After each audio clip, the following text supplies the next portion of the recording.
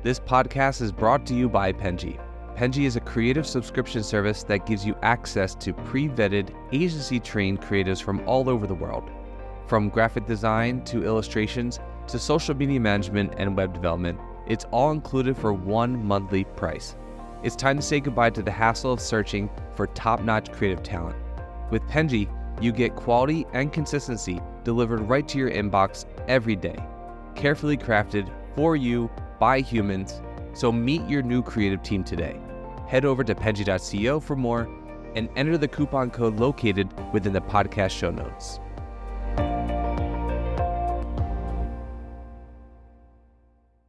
Alrighty, hello everyone, and welcome to the Fully Managed Podcast, the podcast where we discuss marketing and business tips to help assist you on your business journey. I'm your host, Shannon, Penji's Partnership Coordinator, and I'm joined here today with a very special guest, Corinne Fisher from Purely Digital Marketing. Thank you so much for coming on with me today. I really appreciate it. Thanks, Shannon. I'm happy to be here. Thank you. So could you start by telling us a little bit about yourself, kind of how you got to this point in your career and everything that you think is important in between? Sure, absolutely. I started my agency almost 7 years ago now, and I had always wanted to own my own business. I just wasn't really sure what that was going to look like. Uh, since I was 16, I've been kind of playing around with website design and development, and this is back when there were not any drag and drop builders. So I was, coding it, HTMLing, all that fun stuff back then, and got a corporate job right out of college. I worked there for about 2.5, 3 years and decided corporate life was not for me. I did not want to be in a cubicle. Hated every single minute of it. I left that job and took a job at a startup company where I was literally their only employee, but my job was to sell the software that they had built. Um, it was a very niche audience that I had to sell it to, and I maxed out the audience, sold it to every last person we could. And I knew it's a great thing, but I knew that my days were limited because there was no one left to sell the software to. That makes a lot of sense. Yeah. And so sure enough, I got laid off and I was pregnant with our second daughter at the time. Um, but at that time I felt very at peace with what had happened, and I felt like God was closing one door and opening another. So I took that as an opportunity to go full force with my agency, and ever since then we've been growing year on year. We now have a team of 12, and we have served hundreds of clients, and I'm just loving every minute of it.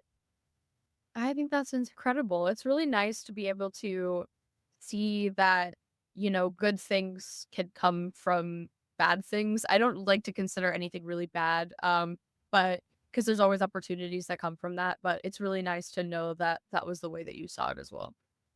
Yeah, absolutely. So it's good that you were able to do that, and creating your own agency and having it for this long is definitely a very difficult feat. So I commend you for being able to get to this point. Oh, thank you. Thank you. It's not without its challenges, but I wouldn't mean for the world.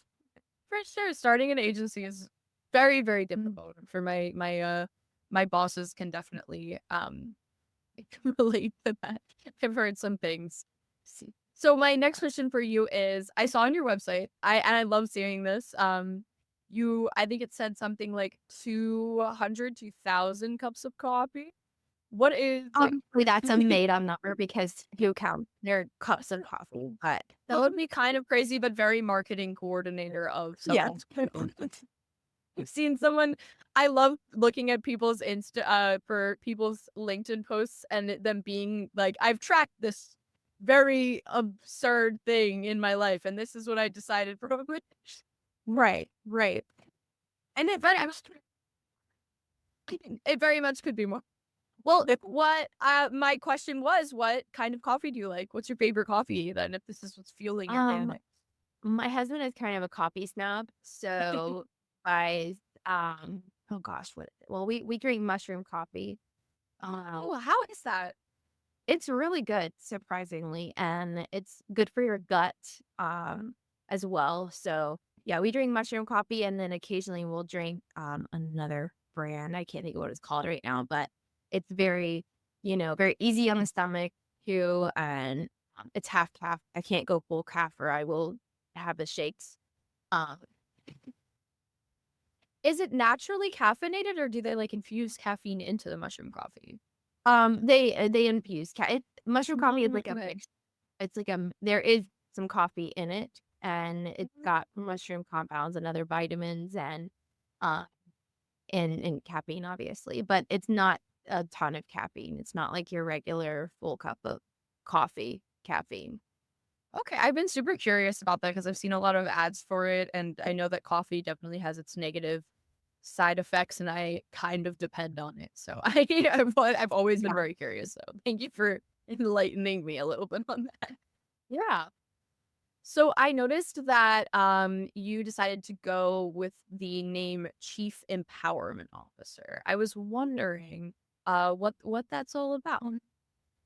Yeah, so I went to a marketing agency conference, and this awesome lady by the name of Cassie Shea got up and spoke um, about basically owning your identity and your title, and what does that mean to you.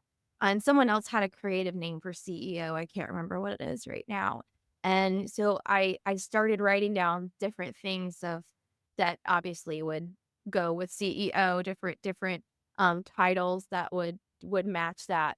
And Chief Empowerment Officer just really stuck out to me, and it goes right along with our agency's core values, and just the reason that I started my company to begin with. One of the biggest reasons I didn't like the corporate environment is because I did not feel supported, and I felt like I was just a number, and I felt stuck, right? And I never wanted anyone on my team to feel that way. And my goal has always been to empower people, empower my team, empower my clients, and always do the right thing by them. So that really stuck out to me, and I kind of ran with it, and I love that. I don't know, I just love that title. No, I really like that too because I think that there definitely is a, for lack of better phrasing, a vibe around a CEO title that you're kind of untouchable and not approachable for the company, even if it's small. Sometimes I think people are very intimidated by it, and I Right. like that yours is a not only more approachable but more uplifting. Like you're there for your team and you're not there to just be this entity that is in charge of the team, because I Yeah. definitely think that says something. Yeah, exactly, exactly. Yeah, we encourage we encourage questions, we encourage openness, honesty. I never, like you said, I never want to feel unapproachable. No, that's good. I think that's really important for an agency's success because you're only as successful as your team is. And I think that when people feel encouraged and supported, it's much more likely to have that, not only an environment setting yourself up for success, but something that you enjoy going to work to every day. It Yeah. feels less like work when you're enjoying it. Exactly. Exactly. No, of course. So I noticed that you have you mentioned the medical field specifically on your website. Do you have kind of a niche for this, or is this just something that you kind of specialize in?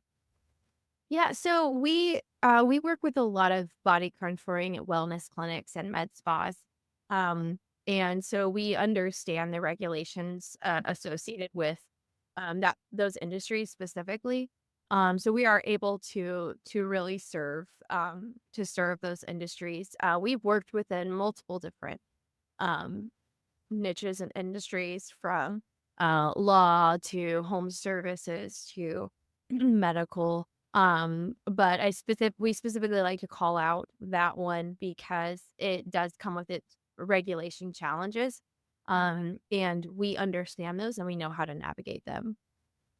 Okay, could you give an example of what some of these things are, Yeah, if you absolutely. have them off the So, top of your head? yes. So Facebook, for example, if you're advertising weight loss services, they actually don't like you to use the term weight loss at all. So we kind of get around that with advertising for other things like body contouring or um, fat loss. I mean, it's literally the same thing, but Mhm. Facebook is okay with you saying fat loss, not weight loss. Hmm, interesting. And yeah, you can't use before and afters of um someone losing weight. You can't use a before and after picture in your creatives on Meta or Meta for for those ads. So that's just one example. Google also has its regulations in those industries, but yeah, it can get very nuanced. Things that you would think were okay, but your flag would, or excuse me, your ad account would get flagged and or suspended for things that you never would have thought of. No, that's really interesting, and I like that you're able to navigate that, and that's something that you advertise because you know you're good at it. It's nice to be able to take in clients not only because you enjoy that field, if that is the case, but also that you're experienced in it, so you know what you're doing when you're doing it. Because I think that it's probably very difficult to adjust to a new field if they have those kind of regulations, Yeah. whereas you're able to advertise that you already have experience and understand the way in which this works. Yeah, absolutely. And if someone is getting into that field in terms of marketing for them, it can be a lot of wasted ad dollars and a lot of wasted time if you are not familiar with the regulations. And so at the end of the day, it wastes the client's time and it wastes their ad dollars if you don't know what you're doing. Yeah, exactly. So it's nice to be able to advertise that you have those skills specifically, because I think that often people will maybe go to a different marketing agency that isn't familiar with it, and they'll have to figure it out by trial and error, which Right. not good for either party. Exactly. Exactly. So you work with a lot of small businesses. Do you personally prefer to work with local businesses or kind of anywhere? Well, do you mean local to me or? Local to you, yes. Oh, okay. No, actually, we have a few local to meet clients, but most of them are just all over the U.S. At one time, we had clients in Australia, Dubai. We don't have that as many now in other countries, but we have them all over the U.S. So do you ever have to navigate the possibility of serving possible competitors? Um, Rarely. It rarely comes up. And it even if they are in the same area, there's plenty of business to go around. So to be honest with you, it's really not that big of a deal, as big of a deal as people make it out to be. Mm. Because competition is good. Competition is good for um to increase prices first off. Like it helps to it helps to create um um, diversity in the market. It helps you to adjust and make yourself better so that the clients are served better. So it's really not as big of a deal as people think that it is. That's interesting. I do always like to ask that for people that work with small businesses more regularly, because I do hear sometimes that especially working locally, I think it must be much different, especially if you're only working locally, then competitors are Mhm. maybe more pressing than in a bigger industry. Of course, a law office in two different states are probably not going to conflict really. Yeah. But I'm always curious about it, because I do hear that that is something that marketing agencies run into trouble sometimes, but I think that's more when you're specifically locally based. Yeah. Now it would, you would, if you started having if I started having painters three, four painters in the same area reach out to me and want to do business, then at that point it'd be like, okay, this is getting a little complicated because then you're betting against each other if we're running Google ads, for example. Um, but yeah, because we are so diversified across the US, we rarely run into that. Okay. Have you run into it in the past where you had to do something differently? Um, it has only come up where I've maybe had two clients in the same area that served the same city. And in that sense, it's still not a big deal because even on Google, there's one of our primary services that we offer is local SEO, getting people into the Google Map Pack, right? So there's three spots there. There's three spots available in the Google Map Pack. And so if we have two clients serving the same areas, we're able to get both of them right in that map pack. So it really has not been an issue. Okay. So actually, speaking of that, the Google Maps takeover program. I would love to hear more about that because that was something that interested me that I haven't really heard of before. Yeah. So with our SEO services, we take a Google Maps first approach. And what that means is we recognize that for local businesses, one of the primary drivers of phone calls and website visits and revenue is Google and the Google Map Pack specifically, because people use that to read reviews. They use that to click to call, click to visit your website. And that is consistently shows up as the first source of traffic for all of our clients, unless they're running Google ads and spending a ton on Google ads, right? We push local SEO as a very important piece of your digital marketing effort because you don't want to have to continue to pay thousands to Google forever. And if you can show up organically more often, that is going to be provide one of the largest return on investment for digital marketing efforts specifically. No, that makes perfect sense. It's kind of more unique to like a more unique approach than I've heard of outside of this because I think that a lot of people focus on Google ads in the way that you were mentioning where I guess it's not more organic where and you're wasting money in that kind of way. So I think that that's really interesting. And when I do think about it, that is kind of how I look into my own local businesses. So it makes a lot of sense that that would be where you'd want to be searched for. Exactly. Yeah. If you don't already know who you're going to go to or who you're going to use for specific service, what do? You usually go to Google and read those reviews. So what are the elements of this pack, so to speak? Like, do you have to think of different is it kind of the same strategy for each business to kind of get the results that you're looking for with the specific thing, or do you have to navigate it differently based off of the business? That's a great question. The process as a whole is the same. The only thing that varies are the keyword and the content. So one of the first things that we do is keyword research. And we're first identifying what keywords are people actually using and searching for our client services. We don't ever want to assume that we know. So we conduct the keyword research first, and we focus primarily on the higher volume keywords that are being searched. So that would be the primary differences, the keyword approach, and then potentially some of the backlinks that we obtain. We want to obtain relevant backlinks to that industry.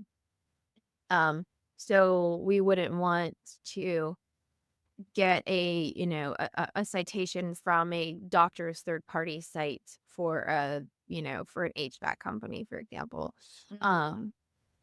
So those are the primary differences in the strategy, but as a whole, like it's largely the same. Do you ever have a situation where a company wants to be searched for a specific keyword, but it's not something that you think would be successful, if that makes sense? I know Oh, all I the time. what do you do in those situations? Just have a conversation with the client. Usually they're reasonable and they understand. Sometimes it takes them a while to come around to the idea. Usually it happens that they're not getting the results that they want, and I have to go back and tell them, remember when I told you that nobody was searching for these keywords, but they're searching for these other keywords? That's our problem, and it's been our problem. And so can we try it my way now? Um, So yeah, usually they trust us in the beginning, but sometimes it takes a little while um to get them to really understand, okay, this is why we do it this way. One example is med spas. A lot of our clients don't like the term med spa. Um, but that is how a lot of people search for them. And that is how a lot of people are actually typing in and looking for those particular businesses. So we have to be strategic, and we do actually have to use those keywords. We don't have to use it everywhere. We don't have to like plaster your website with it, right? But we need to be strategic and still work it into our efforts. Um, so yeah. Yeah, no, that makes a lot of sense. I think that it's definitely difficult for different businesses and business owners to get out of their headspace of how they think their business is, and then how people are going to not only look them up but also be interested in them in the first place. And I think that goes to people's websites as well, where a lot of people that look at their website over and over again aren't looking in the lens of their customers, because they're looking at it in the lens of how hard they may have worked on their website. And I think Right. that's something that's really difficult. Yes, absolutely, 100%. So I think it's definitely similar with kind of keywords of that you don't want to necessarily identify with a certain word or phrase, but people are going to be looking you up anyway using that. So it makes sense that you'd have to navigate and kind of explain that, even if that's not the preferred way of them being found. Right. Okay, interesting. Okay. That's I never really thought about it like that, because I do I am always interested in the keywords aspect of things, because I know that um a lot of people look for marketing help but not necessarily know what's needed, and keywords are something that a lot of times I feel like it comes down to sometimes.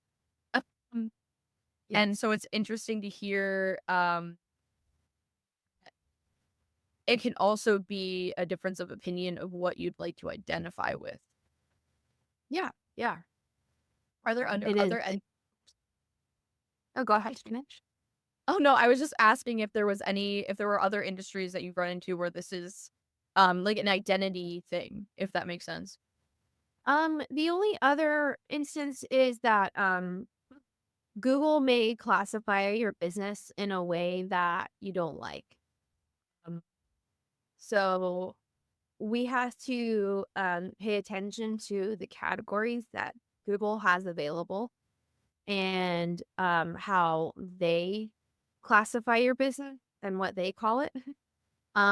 And it doesn't always match the branding or exactly match how the client may want to portray what it is that they do. Um, so that's another instance where we have to be strategic in kind of how we work that into our effort.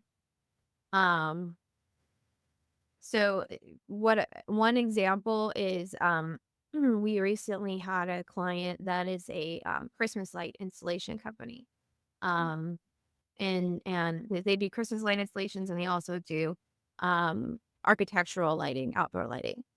Um, Google refers to them as a lighting contractor, Okay. and they didn't really like that term, lighting contractor. We're so much more than just a lighting contractor.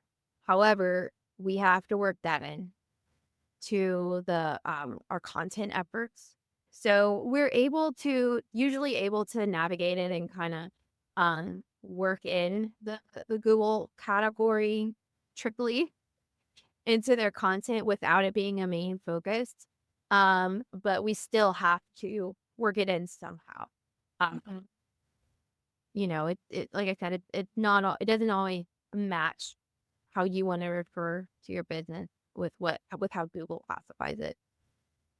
Yeah, no, that definitely adds up. Maybe I'm unfamiliar with it a little bit, but how do you mean by Google classifying you? Like where in the Mm. process does that happen where they like the that Google comes up with a classification for your business? Yep. So every Google business listing, you have to select a main category, basically what describes your services. Um, that's what I'm referring to. Their main category. You can list a number of different categories. However, you have to select a main category, and that is, believe it or not, one of the biggest ranking factors is selecting the right main category. Yeah. Um, and you also, and in our content strategy, we need that main category listed in the H1 of the homepage. All right. That's where the issue can come into play is where they're like, hey, I really don't want this in my H1. We have to get a little bit creative on the design aspect. But yeah, I'm talking about the GBP main categories. Ah, that's interesting. I never knew that. I love learning. So this is really exciting. I didn't know that there was I don't own my own business, so all I learn from this is talking to people like you who have experiences doing this on the day-to-day. That's one aspect of SEO that I didn't know was a part of the process.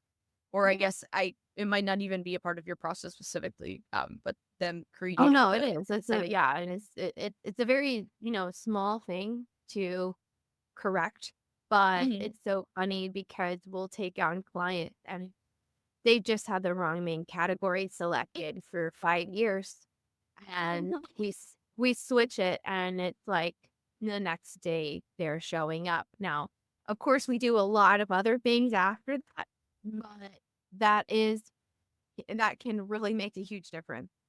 No, it's very interesting something so small can be so critical in showing up on in search results. Yeah. Oh, yeah. Okay, well that's really cool. I get so excited about learning new things, so that's all that you to be able to know. I just didn't know that. I love I don't love I mean it's definitely detrimental for people that don't know about these certain things, but I think it's really interesting when something so small can be so impactful for certain things, especially the success of a business. It's just very interesting. Yeah. Okay, so now it's time for a little game. This is it. We'll get out of the little more. We'll take off our marketing hats for a second, and I'll ask you some funny questions. So, my first question that I have for you, I'll start with a marketing question. We'll ease into the absurdity. Um, for outreach, say you're looking for a potential client. This is earlier on in your agency. Do you think that LinkedIn or email outreach is the best way to go? For like cold outreach. Yes.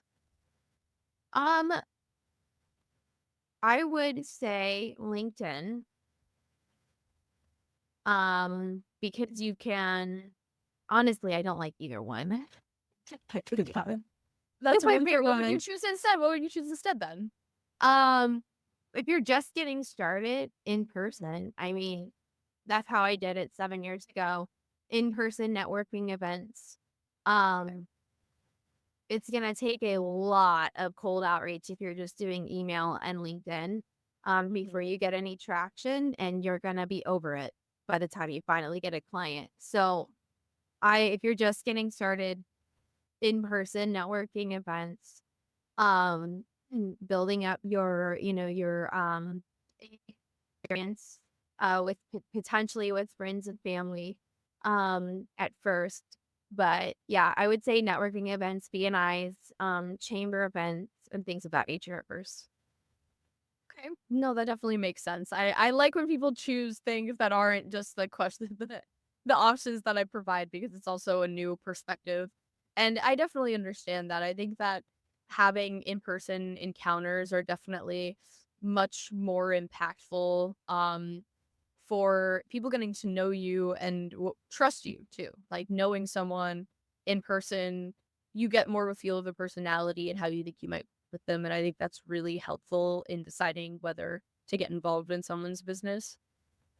Yeah, absolutely. And just to give some like perspective to that, I don't even go to networking events anymore. Like I don't do BNIs or chamber. I don't have time. I've got 3 kids and I run my agency.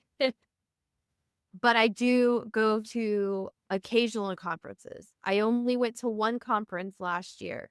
That one conference was responsible for 20% growth on my agency. Wow. So that's how That's really impactful interesting. in-person networking is. Interesting.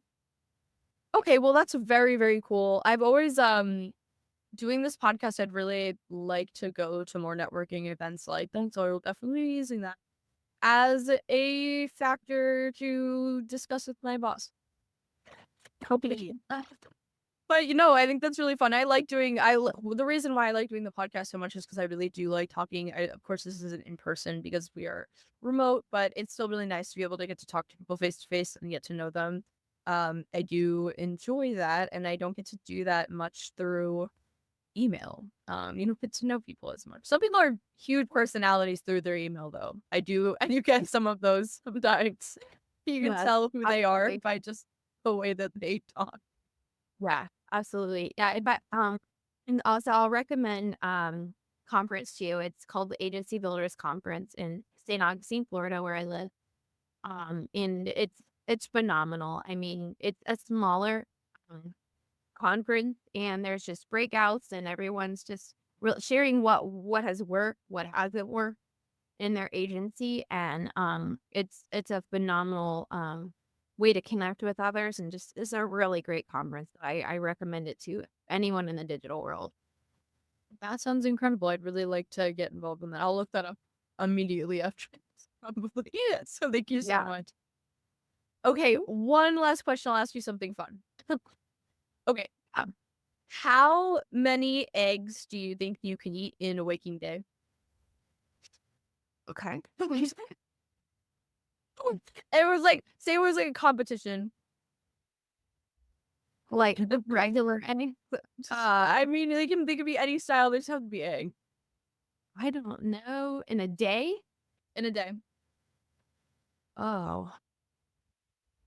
I don't know, maybe 30 before I got sick. That's awesome. Okay, I put a very wide range of answers for this. I love this question because it's just so silly. Um, I'll get sometimes I'll get like 5, and I'm like, okay, are you really trying? And then I'll get like 8 dozen, and I'm like, Yeah. and then you just die from that. Like that, you'd survive 88 dozen eggs. I mean, I've eaten like probably 5 for breakfast before, so that's not a big deal. But I was thinking a whole day. Yeah, I don't know. Probably 30 would be my limit before I was burping them up. That's a reasonable number, to be honest. I think it's I think you're pushing yourself a little bit, but it's not too out there. Right, right. Well, I appreciate your honesty with that answer. Thank you for entertaining me with answering my absurd questions as well. This was a fun note to end on. We unfortunately got a little over time, but I really appreciate you coming on with me and teaching me a lot. I actually really did learn a lot from this, so I'm really excited to be able to not only give that knowledge to our audience, but also be able to factor it into what I do every day too. Awesome. Thank you, Shannon. I really enjoyed being on, and I hope someone was able to learn something from this. They definitely do. If I did, I'm sure that they did as well. So thank you so Yes. much. I really appreciate it. And for everyone at home, don't forget to like and subscribe to hear and learn more from this podcast. I really appreciate it. Thank you. You've been listening to Fully Managed, brought to you by Penji. Check out the show notes to learn more about today's guest, and to learn more about Penji, the human-first creative subscription service, head over to penji.co. And by the way, if you're still listening, it would mean the absolute world to us if you were to share this podcast with a friend and, of course, subscribe.